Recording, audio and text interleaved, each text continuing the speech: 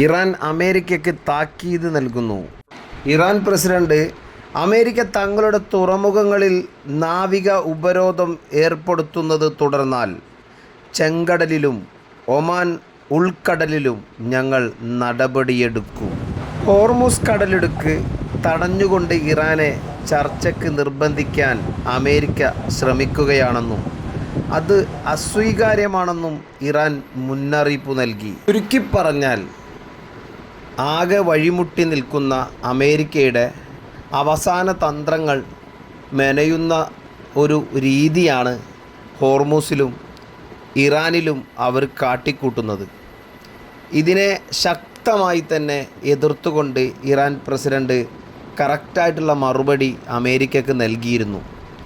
ഇനിയും അതിബുദ്ധി കാണിച്ചു കഴിഞ്ഞാൽ ലോകം അറിയപ്പെടാത്ത പ്രസിഡന്റുമാർ ഇറാനിലുണ്ടായിരുന്നു. ഇന്ന് ലോകം അറിയപ്പെടുന്ന ശക്തരായി മാറിയത് അമേരിക്കയുടെ എടുത്തുചാട്ടം കൊണ്ടാണ്.